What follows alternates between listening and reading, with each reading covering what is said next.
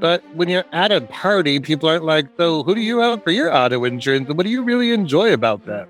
What's the top features you love about your auto policy? Where else in the United States of America do people care the way insurance agents do? Steven, we're changing topics. Are you ready? This is exciting. New month, new topic. No, I'm very upset and mad. Is that because it's all about how to calm down upset customers? My insurance premiums went up 30% and nobody ever called me to tell me. That is so upsetting, right? Oh. I mean, so upsetting. I understand completely, Steven. Insurance is so challenging these days. Let's see what we can do, right? Okay, fine. I'm calmer now. Thanks for calming me. I think that, when we're thinking about, insurance and rates, one of the things I always see is people, when someone says like, why did my rate go up? We take this as like, WTF, I'm going to fire you and you must fix this. And I try to remind service people, hey, actually, I just need you to chill out. Mm-hmm. Like, I just need you to just take a moment, nama, nama, nama, right? And just take a breather. That's my thought process on it. But when you train agents, what are some tips you give them for handling somebody who's upset about the premium? Just go full rage and be done. Just kidding. I think there's a few things we can do. I think get to the bottom of what's really bothering them, talk about the why. Okay. Make sure they're like a real person. Okay. Don't assume everybody is the same person you just got off the phone with. That's a good point. I can appreciate that. Tailor the solution to the personality you're dealing with. I also think when somebody's upset, you just have to recognize like they're having a human experience, right? So is there a way that you can just say, hey, I understand why this is frustrating, but like not let it personally impact you, right? Like, I think so many times we take it all so personally, and I really encourage everybody to just breathe it out. I love in doing trainings when I'm like, do you ever hear you people? And then like everybody's like, that's instantly triggered. Yeah. And I'm like, right. But you can say you people to me and I'm like, all right, cool. That's your version of reality. So now I know what I'm dealing with. Let's move forward. Yeah, no, I 110% agree with this statement. Like, I often feel like there's these trigger words that get used. But like, okay, so let's go through. Why do people get upset about their premium increasing? Like, one thing I think is it's the only thing we buy where every year I really don't know what it's going to come in at. I expect my cell phone bill to go up a little bit. The other thing I can think of is like my heat bill because I don't know how cold it's going to be. But by the time I get the bill, I've already noticed it's been cold, right? So like, I kind of know my heat bill is going to be expensive, but insurance is like, well, let's see what we're dealing with, guys. Well, I think it's something that not a lot of people talk about either. So therefore, it makes it that much more difficult for people to understand. They hear that like, oh, my rates went up, or this happened, or that happened, or they didn't pay my claim, or they hear the negative sides of it. But when you're at a party, people aren't like, so who do you have for your auto insurance? And what do you really enjoy about them? What's the top features you love about your auto policy? It's gonna be like, why do you love that wine so much? Or what do you like about this? Or I just got the best Parmesan cheese in the world. But they're not like, you wouldn't believe that I am with one of the top rated insurance companies in the entire United States. Yeah. And my policy has a diminishing deductible that every year the deductible goes down by X% when I don't have a claim. That's exciting. You believe that?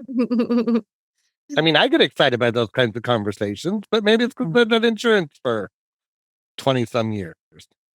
But I think if we give people a framework, right? Somebody comes in spicy about the rate. I always like to say the first thing you need to do is just let them vent.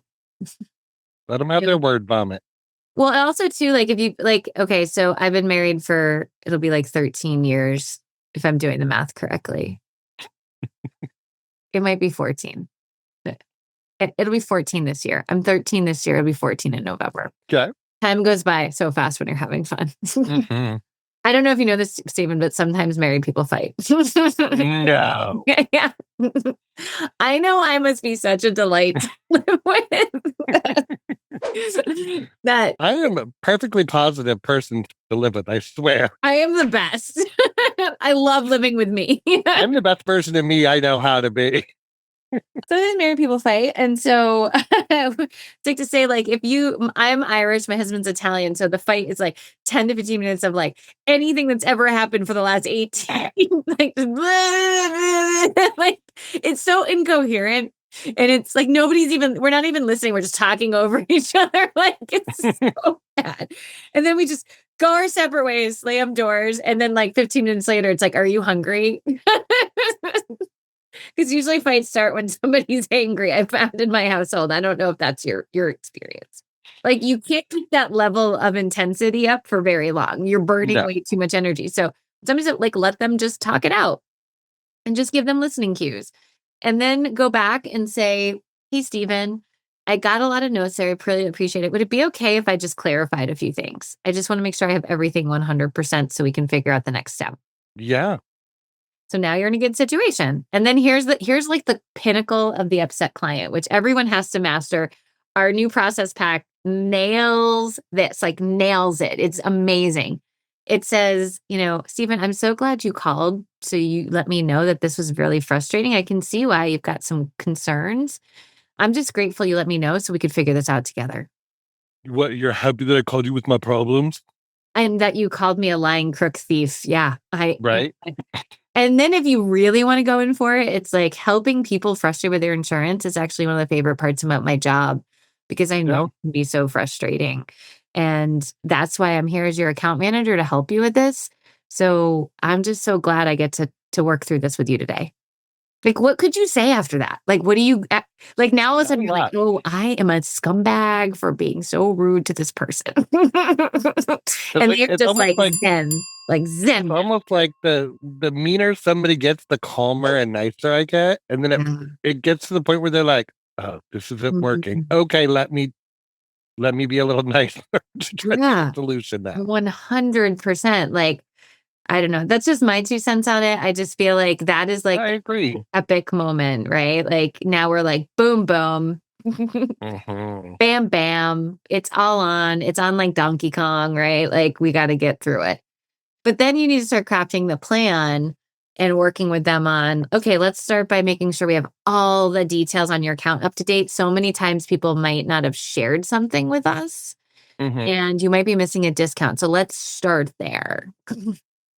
And you do a review where hopefully your agency has a checklist. Guess what's in our how to handle upset customer training? Ooh, I hope it's a checklist. Of course, it's a checklist. And then we want to leave with steps of, well, I could reshop you, but there's this thing called an inspection. I don't know if we want to get involved in that. Or we add these discounts and increase your deductible. You're only, about $15 more a month than what you were paying. Yeah. What do you think, Stephen? Which one sounds good to you? I'll just pay the $15 thing. Okay, great. I will get this processed. And, we do life insurance as well. Oh, well, I might need some of that too. Yeah. So you have to just understand the human experience, I think, to get really good at dealing with upset customers. And I don't think that we should judge people or we shouldn't rush them off the phone. I think we just have to like take a minute and realize, hey, it's normal and natural to get a surprise like this. When somebody's upset with me and they're like venting in my head, I'm trying to make them a human because they're being kind of ugly. And I'm like, maybe they woke up and they have toothpaste on their shirt. Like, Mhm. they did the toothpaste didn't get in there and now they're wearing black and this big toothpaste on their shirt. Or maybe their cat threw up this morning. Or maybe their kid's flunking math. Or maybe they got a flat tire today. Or maybe they haven't eaten lunch. Like I try to make them human by thinking what would make them so spicy. And the more upset they got, the more it like got kind of ugly, right? Like, Mhm. maybe they realized they needed to buy bigger pants and they can no longer fit into those pants anymore. And I've been there. That's a sad day. Sometimes too, people just don't know how to handle situations, and they think by Right. being aggressive or loud, they're gonna get their way, because if they go to the grocery store and throw a fit, they might they might get a positive reinforcement, or they go to a restaurant and have a fit or throw a temper tantrum, Right. where insurance, unfortunately, we don't control the price. We can control the experience, not the price, right? Statement. So Um, I need to always remember too that sometimes they build it up in their head as to what it's gonna be and what they want points they want to get out and what they want the result to be until we start helping them. And then they're like, oh, okay, I should de-escalate now. I'm going to chill the F out. I guess you are going to help me. Thank you. I'm going to have to be mean to get a result. I'm going to simmer myself down. Absolutely. One of the other things I like to consider is where else in the United States of America do people care the way insurance agents do? Like if I call my electricity company and I like go ham, egg, and cheese, they're like, do you want electricity? Like what do you need? But like nowhere else like cares that I have this problem. Correct. You're just like, deal with it. And I don't know what else to tell you. So I also think we have to get to that perspective to some degree too, right? Like, hey, we need to chill out a little bit. And just realize that we probably provide an extraordinary service that we don't need to necessarily. That's my thoughts on it. Absolutely. Absolutely. So in reconciliation of the scenarios, we have a magical process pack you can get. Yeah. And we have live group virtual training, or Stephen and I can come work with your team directly, or you have pre-recorded video training. So like, if you love these concepts, I just feel like there is now no excuse. Before we said video and us, now we have other little mini options. We have live options, like please. Virtual option. Please help keep Stephen and I employed. Individual training, team training. We have thought of every way to make it the least painful as possible for you to get the help you need from us. We have so much training.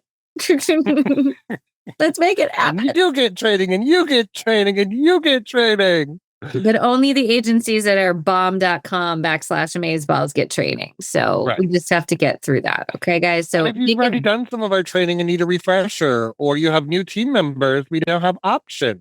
Oh my God, I love that idea. You just need to give us a ringy dingy or a little type, or a contact form or a social media hit. I mean, anything. Carrier pigeon message, whatever we need to do, you can get a hold of us and we're happy to help. This is so good. This has been a great opportunity, Stephen. I appreciate you very much. I appreciate all of your guidance, your wisdom, your just all the things that you are. You are a scholar and a gentleman.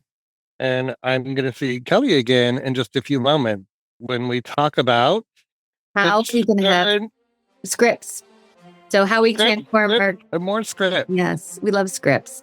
All right, guys. Well, we will see you in the next podcast. We appreciate you all, but go check us out. Check the links in the things that Stephen said. That's what you said last time, right? There's some links below us that you can utilize if you need it. All right, everybody. We'll see you soon. Bye.